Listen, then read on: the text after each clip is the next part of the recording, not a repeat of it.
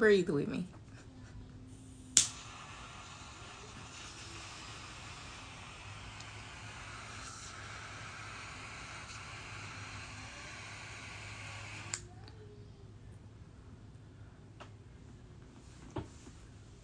This Scorpio new moon is Scorpioing already.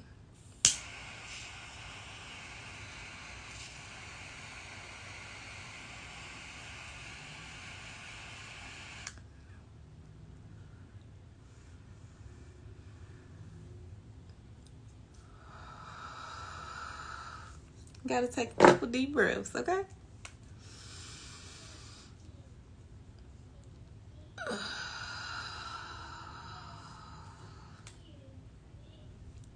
And clear the air. Okay. Now, I ain't been on my computer personally in days. It's been in use, but not personally, okay? The day that I personally want to get on my computer and get some shit done, it crashes.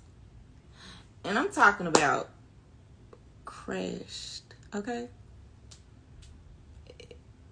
It ain't trying to do no updates.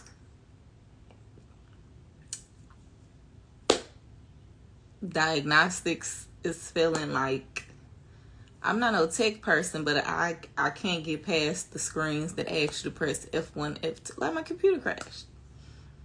Today, out of all days, when I decided to shift the energy, okay? That's some Scorpio new moon shit. Period. It is. But hey, y'all, what's up?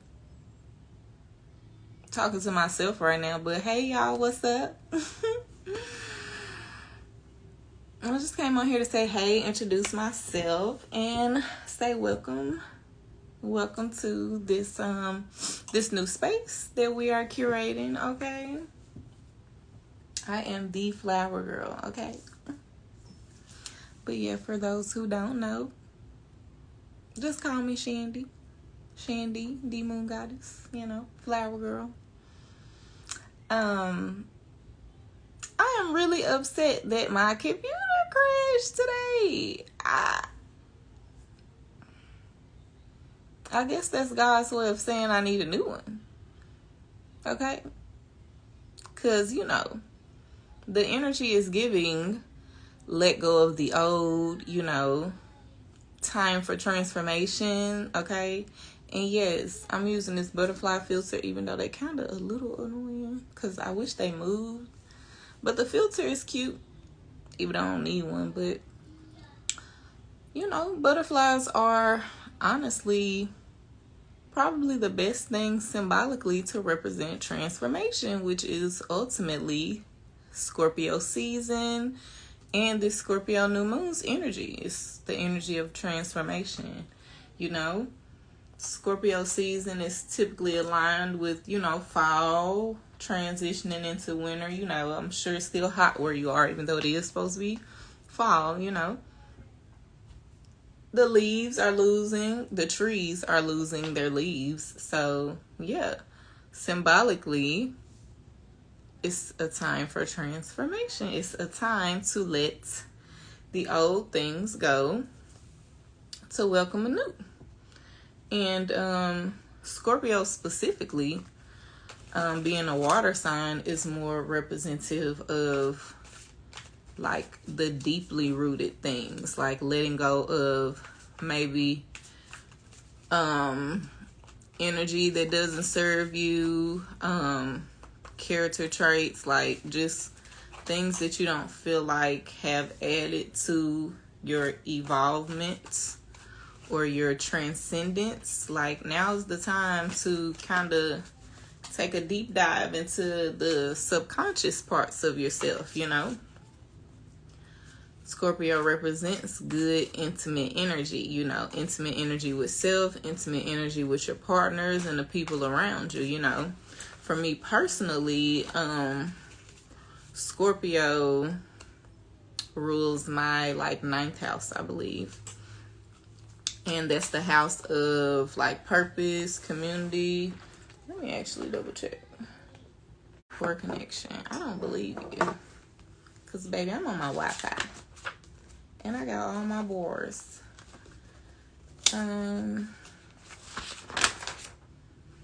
Yeah. Scorpio rules my 9th house. And that is the house of exploration of life and purpose. And what I feel like Scorpio season is teaching me right now, like, I feel like ultimately I'm always overthinking, overanalyzing, always in the deepest parts of my subconscious.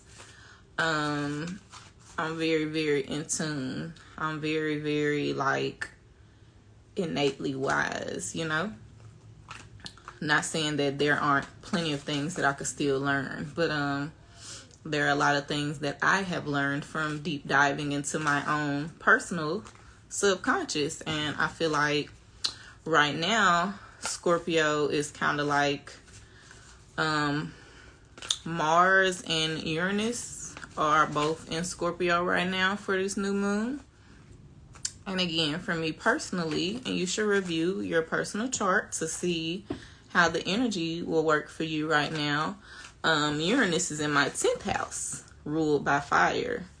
And Mars, energetically representing fire, is kind of like I said, for me personally, the 10th house represents legacy, life's work, and like public life and service. So what I feel like this Scorpio new moon is telling me what I need to do and transition into in this phase is sharing more of my enlightenment and the things that I have learned from my subconscious deep dives. And I feel like by sharing that, that would maybe help someone else like deep dive into their subconscious. Like, you know, I learned so many things about myself with those deep dives. Like, people consider it shadow work, you know, energy work, just basically going within, you know.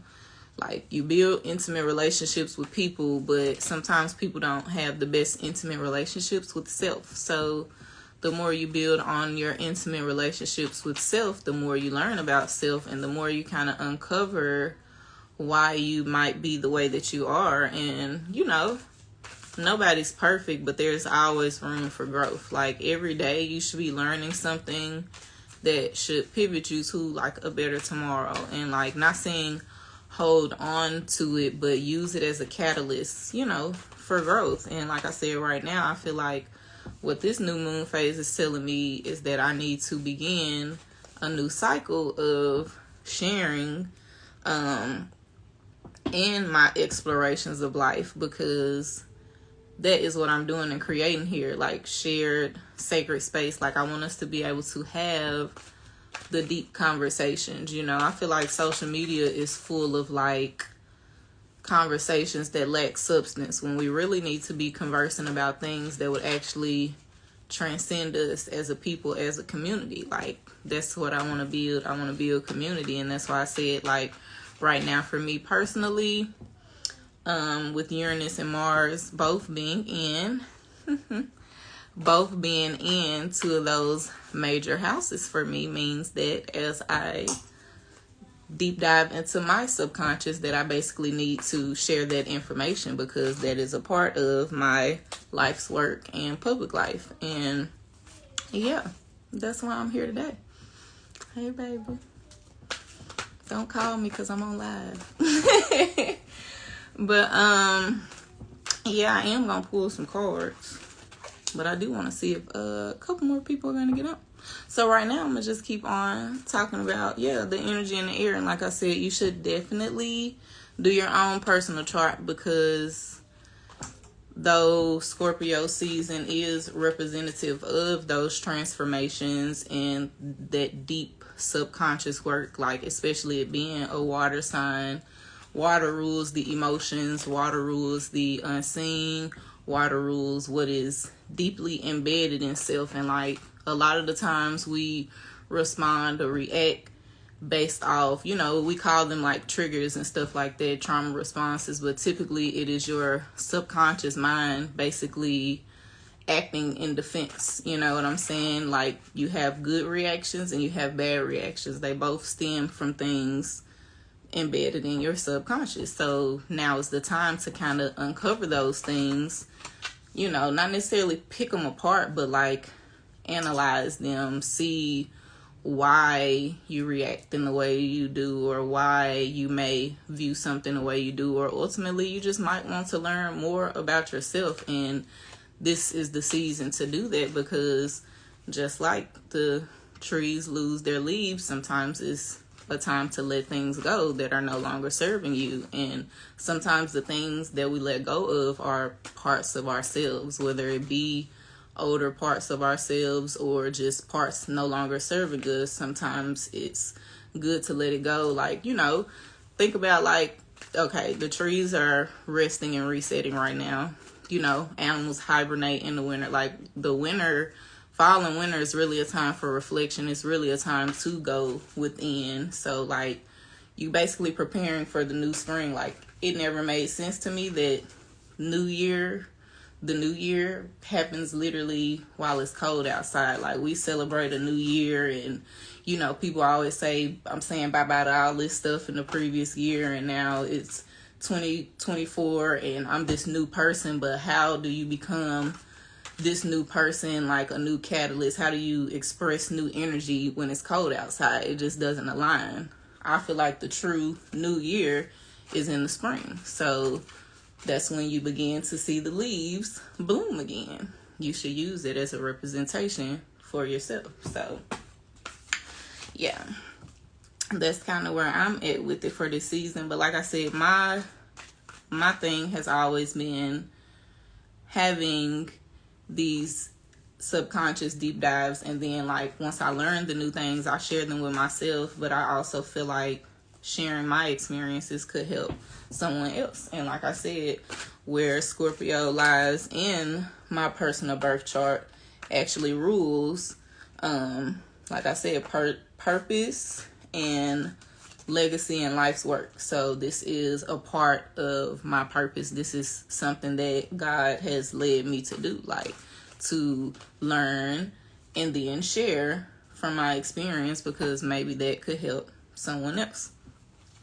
So yeah, also do birth charts. So definitely hit my inbox if you want to get your natal chart done. And I do like to do them for anybody who's familiar, tropical astrology and sidereal. So, like, yeah, there are technically 13 zodiacs, but depending on where we are in the world, in the Western Hemisphere, we only recognize 12. So what I do is blend the 12 sign astrology with 13 sign astrology. And honestly, I feel like whichever one you're gravitating to the most, whichever one you feel is more representative of you, is the one that you should gravitate to. But you can also use both as a resource. So yeah, to get back to Uranus and Mars currently being in Scorpio, Uranus is also a planet that represents radical change, abrupt change at that. Like, what's going to be happening right now for a lot of people is unexpected twists and turns. We did also just have a shit ton of eclipses. So as soon as Scorpio season, like as Libra season was in and Scorpio season began, we had like 3 to 4 eclipses the last couple of months. So, like, those are symbolic of radical change. Those are symbolic of revolutionary upbringings and uprisings. You know what I'm saying? Like, that's the energy in the air right now. So, like, you got to think, we are as within, so without, as above, so below.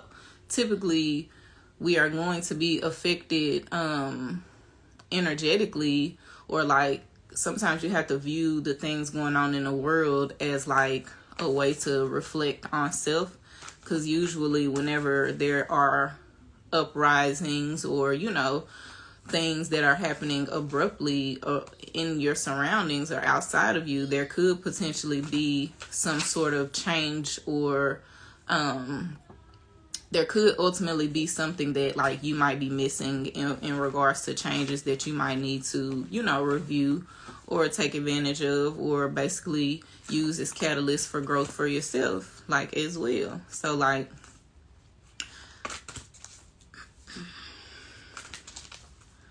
I feel like the best way to describe that is like I said, the trees are losing their leaves, and that means ultimately it's always good to like, nothing is meant to go with us to the grave, you know, like we learn and grow every day. Like, I've been in the world how many years? I'm 30 years old, you know what I'm saying? Like, how I'm thinking right now is not how I thought 5 years ago. How I'm thinking right now might not be the way thought I was thinking last week, you know, because I have more information about the world and life and experience than I had last week. So what I feel like we don't necessarily do is apply the knowledge that we're presented with sometimes. Like, we as a people have the potential to learn so many new things daily, and I feel like what we choose to, basically, like I said, I want to start creating space for us to have conversations about things that have a little bit more substance, things that are actually going to empower us, uplift us, you know, actually aid in our growth as a people.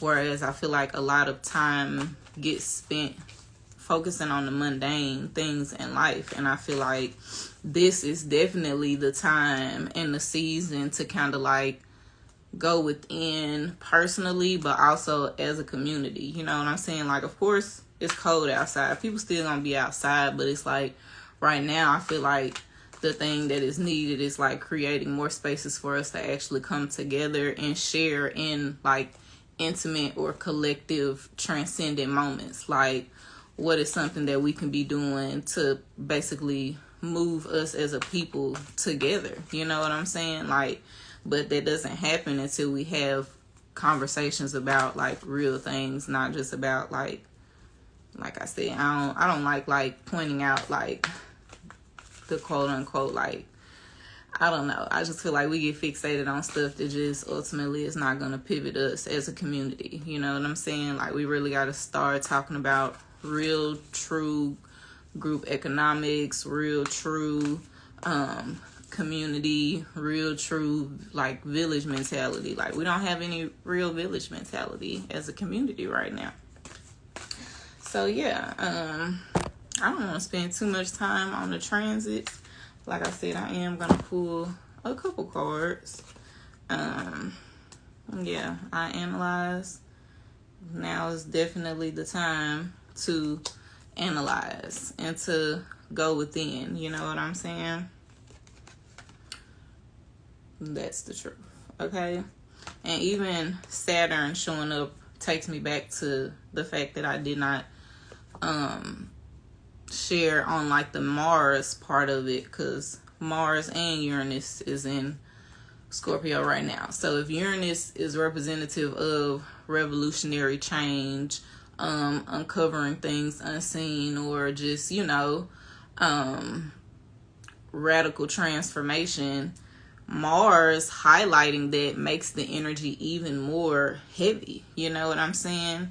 That's just like the energy of Saturn. Those are both energetic giants. So it's like, that lets you know that it is something that's happening rapidly. So it's kind of like we miss our mark sometimes. Like, spiritual enlightenment is happening daily. You know what I'm saying? Transcendence is happening daily. You can like jump timelines. Like, there might be things that you've been wanting in your life for years and years, but you just keep missing your mark because it might be something that like God is asking you to let go of. But you know, sometimes we're comfortable with what we know. Sometimes we are comfortable just being who we are, and if who we are is not serving who we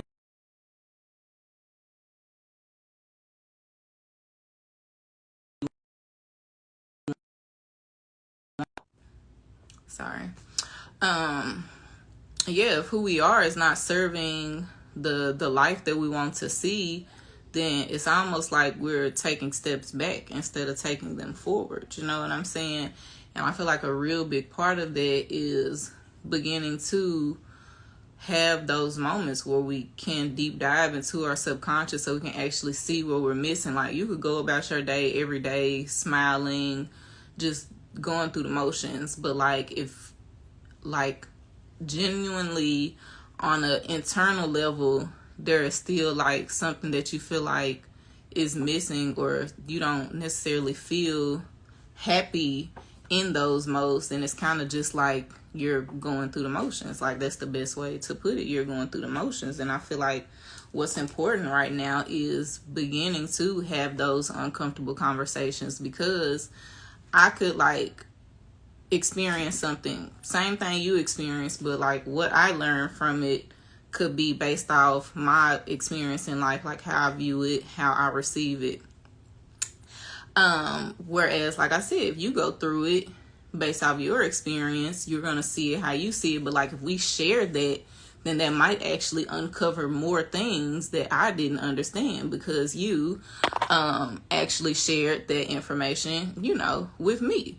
And like, I feel like when we do that, that actually allows us to grow more. You know what I'm saying? Because nobody's going to receive something the same way. Like, vision is like a thing. Like, my eyes ain't seen what your eyes have seen, and my eyes can't see what your eyes can see. So it's almost like everybody has their own filter. So you could be standing right next to somebody, and somebody is sharing and presenting information in the way that you digest it opposed to how I digest it.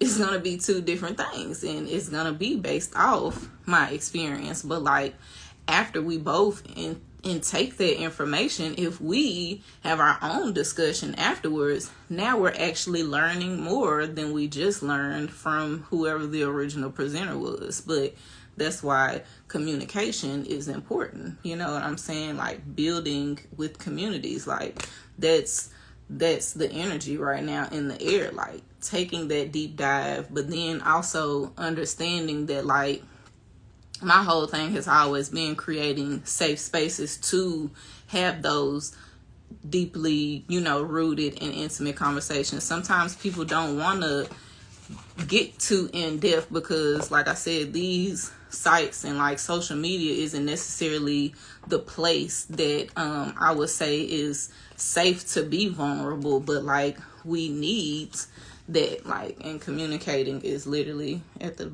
bottom of the deck. So ultimately, all of this is about developing conversations and being able to be more vulnerable with one another. And that's what Scorpio is representing, that deep subconscious, like the subconscious parts of ourselves, the things that really make us who we are, the things that are represent our triggers. Sometimes people don't want to share that because sometimes it could be misunderstood. Sometimes it could be used later as a way to, you know what I'm saying, like, vulnerabilities can be taken advantage of, in a sense, is what I'm saying. So you create these spaces where you can wholesomely feel safe to share in that vulnerability, but like, what you actually do with that, depending on the type of people you sharing with, can either uplift you or tear you down. So I want to start creating more spaces for us to be vulnerable and take those deep dives in the subconscious, so we can actually let go of the things that aren't serving us, so we can start to actually grow and transcend, like, as a people. So yeah, I'm gonna pull like one more card from my this is my aunt deck. So yeah, a little bit about me and my balance, because I'm a Libra, yes. Libra represents the scales. My aunt balance, I'm all for as above, so below, as within, so without. Like, I'm nature inside of me, so everything that nature represents, I represent. So like, I try to keep the balance as much as possible. But this is like my favorite deck anyway. Said all that to say that this is my aunt deck, my favorite deck. But I'm just gonna pull one card from this because I really want to talk about something else that's just been on my mind, because I feel like energetically I actually should have I meant to link somebody's page today, but I didn't look it up before I got on live, so I might just do another live, later. But the last couple of days, I've just been learning just about different cultures and like birth work and stuff like that, and Scorpio kind of representing the subconscious mind has just got me thinking about different things within birth and the birth community, or even just like how birth is such a physical thing now, when birth is actually very mental, spiritual, and emotional. The reason why it's such a physical thing now is because we are technically, based off the environment, not allowed to tap into our subconscious and tap into the things innately rooted in us. We're not like able to tap into our nature, in moments like that. But I got to partake in a screening of basically indigenous cultures and their birth work, and we had like a panel in between and after the documentary just to basically discuss birth work, doula, midwives, and just like how everything has changed in regards to, like I said, birth is such a physical thing now that it's like the mental, spiritual, emotional aspects gets removed from it. And I feel like this is a good time to really start talking about how to get back to our nature as women, especially as women. Like I said, this page ain't just for women. I'm rooted in everything. I love astrology. I love nature, medicine, the sky. I'm a moon girl. I love the planets. Ultimately, God created all this, so it's all a part of us. You know what I'm saying? But bring up the birth to really just speak on, like I said, how much the spirituality and the attunement, just like, I'm distracted a little bit because my crashed computer is like open and it keep on doing something. I keep hoping that it's gonna like shake back, but it's not, and it haven't. So I'm just gonna close it because it's kind of like making me it's like just, Lord, it's a distraction, okay? And now's the time in the season to let go of the distractions too, okay? But to get back to subconsciously getting into our nature as women, like I feel like this is a great time to really start talking about that, because that's a part of my life's work as well. I am currently going on my doula journey, and if you need me, I am here for you. I said I was gonna pick one card, but I am peaceful and balanced, so I already know that about your girl.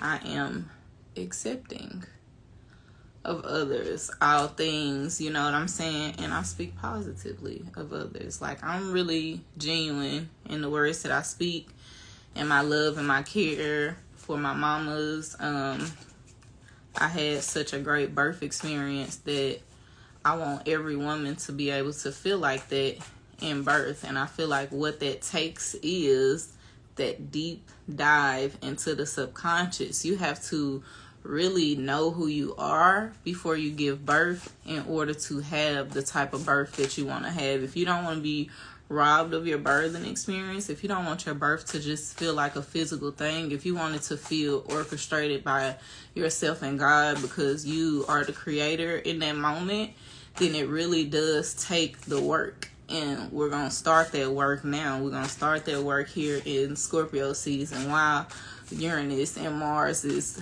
really, really catalyzing that change, that shift. There's like a very big shift happening right now, and like, you got to either work with the energy or work against it. You know what I'm saying? And I'm all for working with the energy. Like, I'm just pulling one more card because this is my deck, and that's all you can do.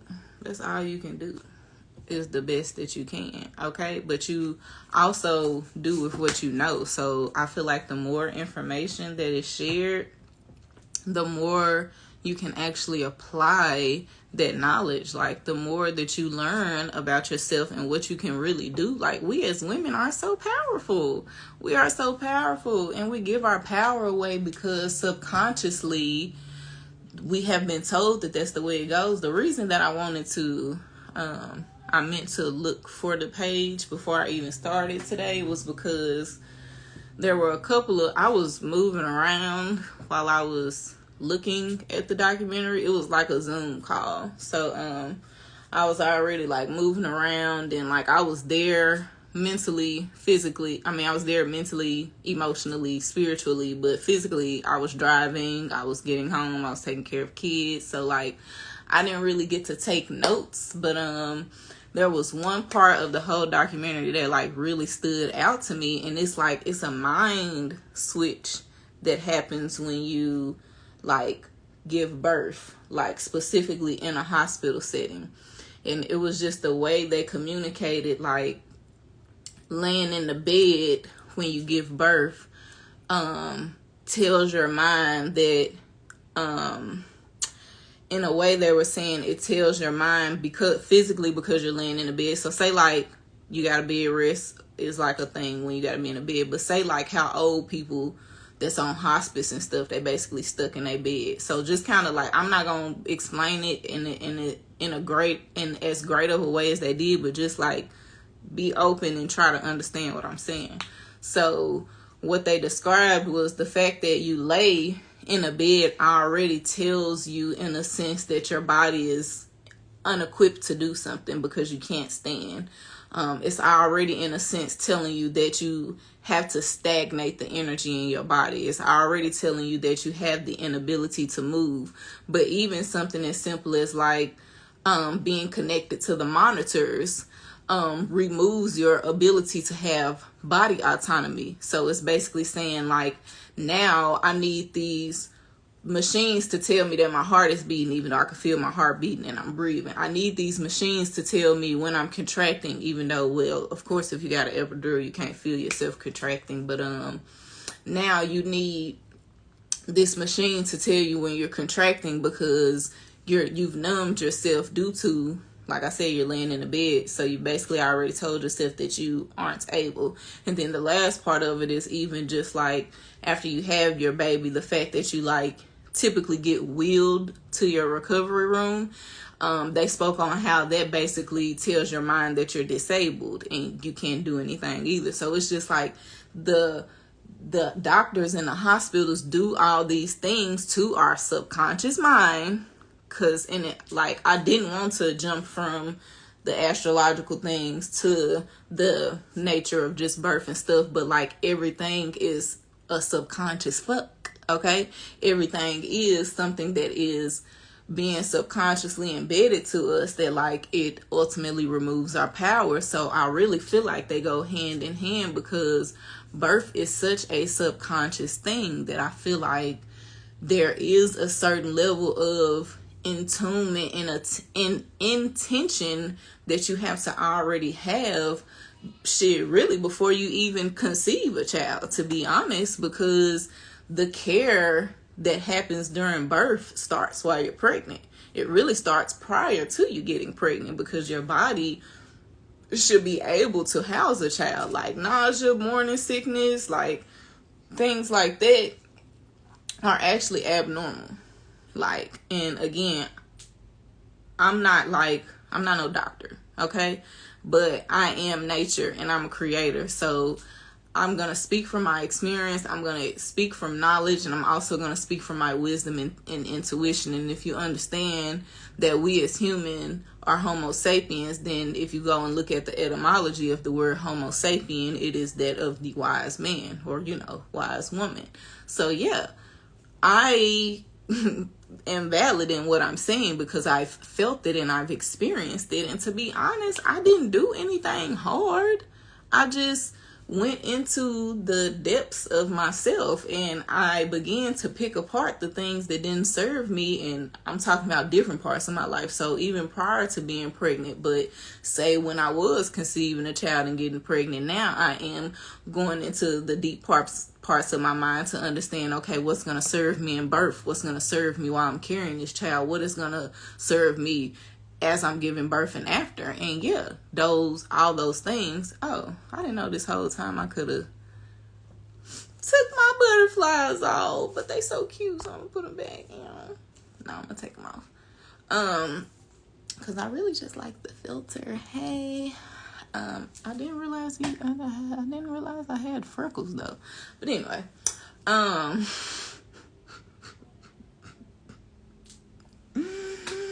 gotta keep it balanced. Sometimes you know, our mind is one track. Sometimes, you know, like flitter. Okay. Now I'm just being silly. But my last birth and my first birth was a completely different dynamic shift, okay? And a very big part of the community that I'm trying to build in these shared sacred spaces is definitely that of empowerment of women, especially women bearing children. Like I want to be that support person that I had. I had an awesome team. I had an awesome birthing team, and my birthing team, the main characters of my birthing team was everybody that is in this household currently today. Shout out to my doula and my midwife. Rest in sleep in peace, my wonderful grand midwife. But it was almost just gonna be me and daddy and baby brother, okay? Because time was getting close, okay? Like I'm in the tub about to spread, and they ain't even they might have been parking, or they still coming into the apartment complex, okay? Daddy went and unlocked that door, and I said we just gonna have to come on with it, okay? And whatever happens. But I felt completely comfortable in the energy and the space that I created, that I was able to bring this child into the world in my own nature, because I had subconsciously deep dove and understood what would be needed in those moments. It's so crazy because, you know, with my first child, I never, you know, it's completely dynamic shift, you know what I'm saying? And I went through all the unnecessary medical interventions. I went through all of that with my first child. I got the epidural. I waited as long as I could. I did experience some contractions, but I was young.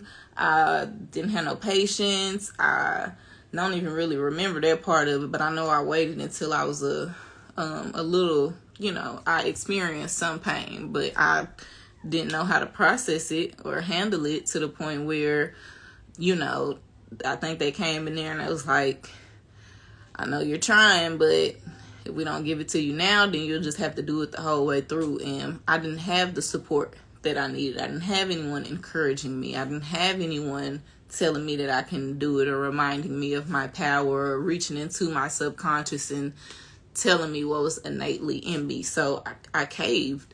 But what I did do was, I don't know, it was a part of me that I felt like during the whole experience, it was kind of like an out-of-body experience. Like I was there, but like when I say out-of-body experience, I don't mean like I was gone. I mean like I literally, my soul got out of my body to watch what I was going through. So I was able to go back and look at it and analyze it. Like I said, analyze it on a alchemical, spiritual, mental level, emotional, physical level. And I hated it. I hated everything about my first birthing experience in a hospital. I hated everything about it. And I feel like what I did not like the most about it is the fact that you really, and like I said, I'm on my doula journey, and I'm going to support a mama that want to have it at home or a hospital, because at the end of the day, it is your decision. But what I wish that I did have was somebody to help me advocate for myself, because in those moments, it is very hard to advocate for yourself, because even when you are speaking, They don't hear you. They hear you, but they don't hear you. Because though I did get the epidural, I've heard so many stories from women just being so doped up. Like, can't remember, got the epidural 2-3 times. I'm like, shit, one dose of it, I was already trying to figure out the whole time if I needed to sue the damn hospital, because it was like one of my legs was numb, one of my legs felt like it wasn't attached to my body anymore, and that was just weird to me. They say like the needle can slightly go left or right, and I guess that's what happened, because one of my legs was number than the other, and it was weird. And it's like, being that your body is numbed, my body was numbed, being that I guess I didn't get multiple doses of it, my mind never numbed, you know what I'm saying? So though my body, the lower half of my body was not responding to me, I still felt everything. And I feel like on a subconscious level, because again, we are talking about the subconscious mind, I feel like on a psychologically subconscious level, when you do not feel your child come out of your body, it already, I'm not going to say it happens for everyone, but I'm saying that it's going to create the possibility for there to be a psychological disconnect to your child. Think about all the people that have kids that, to be honest, I feel like don't deserve to be parents. Think about how doped up they probably was. They cut the baby out of them, or they pushed them out, or whatever the case may be, and now it's just like, I got a baby. But you have nothing in your brain. So say you got a math equation. 2 plus 2 equals 4. But say the plus sign is missing, and then the answer slick missing. So you don't even know what to do with the 2 2s. Or say maybe the answer is there, but the plus ain't. You know, it's almost like when your body, like when your mind doesn't have that connecting piece, it creates a psychological disconnect. Because something that I can say to me personally that felt extremely weird was feeling full of a baby and then feeling empty. And I didn't get cut. You know what I'm saying?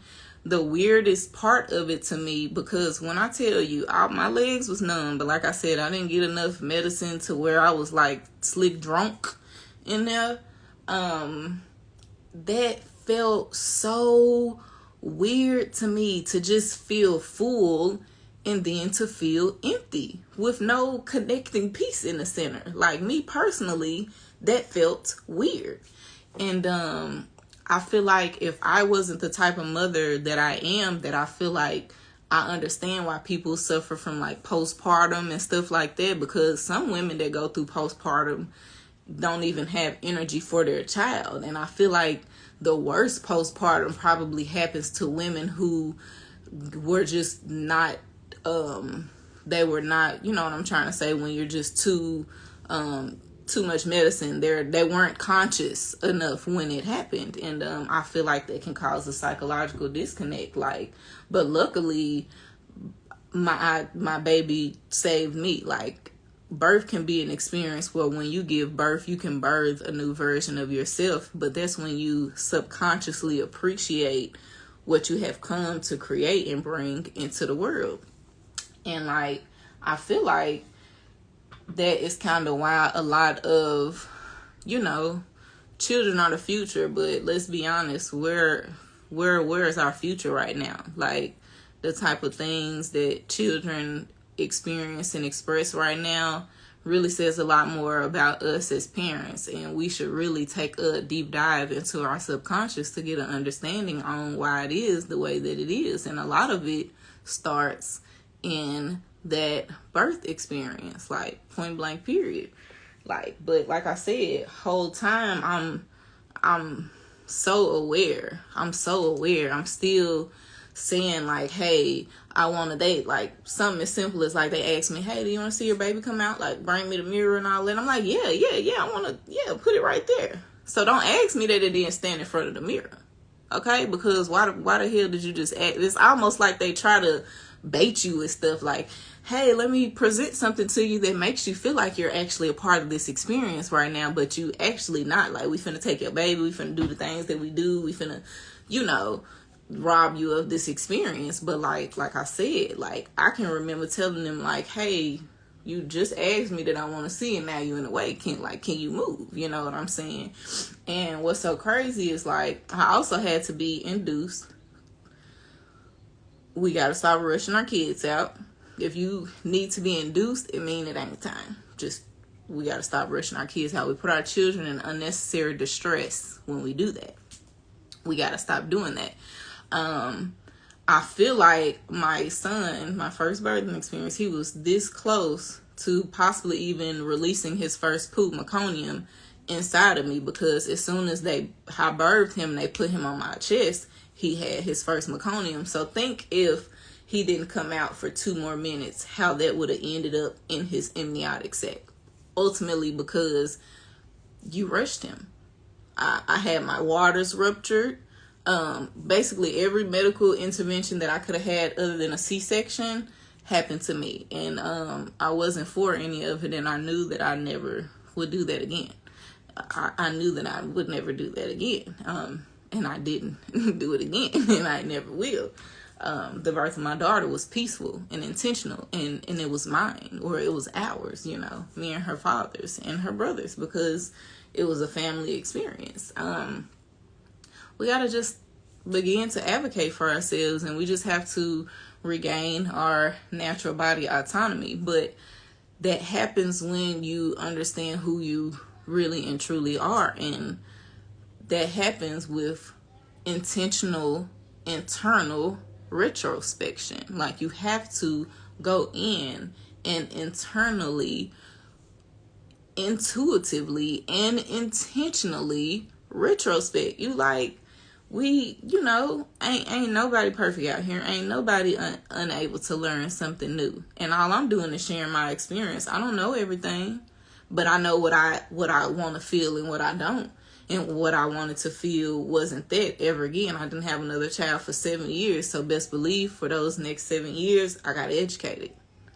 I got healthy. I took care of my body. I wasn't even that healthy with him, but I never experienced any morning sickness. But I feel like it's an emotional thing attached to that as well. Them babies will tell you what they want. Y'all talking about my baby craving Taco Bell. No, it's not if you throw it up right after. But y'all also need to understand that we have different cravings based off how we feel as well. Different cravings, what am I trying to say? Activate different, like, endorphins within our body. Like, I can't call them all correctly or whatever. I'm not even going to try. But, like, crunchy stuff activates a certain emotion. Savory stuff activates a certain emotion. Sweet stuff activates a certain emotion. Creamy stuff activates a certain emotion. Go do your own research. Like, it's a thing. So I feel like what's happening a lot of times when people are emotionally eating when they're pregnant, or like I said, this is what they're craving. No, that is a certain feeling that you're searching for, but that's something you should actually be able to present to yourself, especially when you're carrying a child. Like, you supposed to feel happy and good because that baby can feel everything that you're feeling. So that's a very big part of it. But like I said, don't say that baby was craving that Taco Bell. If you throw it up right after, that means that baby didn't want that. So yeah, 7 years of intention, and I got healthy. I took care of my body, and everything was a complete 360. But like I said, I never really got sick with the first one anyway, but didn't get anything close to sick with the second one. Okay. You honestly, like, getting pregnant is not an easy feat. And like I said, taking care of your body really should start prior to conception, because at the end of the day, the baby is the driving force, and a baby will drain your energy. So you got to be putting live foods in your body. You got to be supplementing it with good herbs. The prenatals that they give you are white and chalky. Why would you want to take a prenatal that's white and chalky? No, you need to start researching alternative medicines and things like that, where you can actually be getting some good herbal prenatals, things that like actually have life and color to them. Like, all of those things make a difference, but that's the physical aspect of it, which pregnancy and childbirth is 90% mental. it's 10% physical. Like, to be honest, I don't necessarily remember feeling much of anything. It was all a mental thing. Like, and that's, I'm not gonna even go super much of a deep dive into that today, because I really feel like I've been online for a little over an hour, and it's really longer than I anticipated. So I'm really finna just start wrapping it up before, like I said, before I really get into that. I'll probably go live maybe later today or tomorrow, if time permits, just to ultimately say that on a subconscious level, we as women have to get back to our nature. We have to regain our body autonomy. We need to be able to track our cycles. We should be able to know when we're ovulating. We should be able to, birth control shouldn't even be a thing. We're our own personal birth control, but that takes a level of connection to your own subconscious, and then ultimately understanding how we are representative of nature. Menstrual cycles mimics the moon. It's called a moon, or our menses is based off the cycles of the moon. So that's already a representation of how we are nature within ourselves. So now we just have to start going a little bit more in depth on a subconscious level to how we connect to, everything around us. So yeah, that's kind of why I started with the astrological reading, but really wanted to come on here and finna start coming on here really talking about a lot of things: women, wellness, childbirth. Yeah. That's kind of where we at with it over here. But yeah, again, came to say hey, introduce myself, show my face, say hey to all my new followers. Thank you for everybody that stopped by today. I gotta get back to my kids, so catch you on the next one.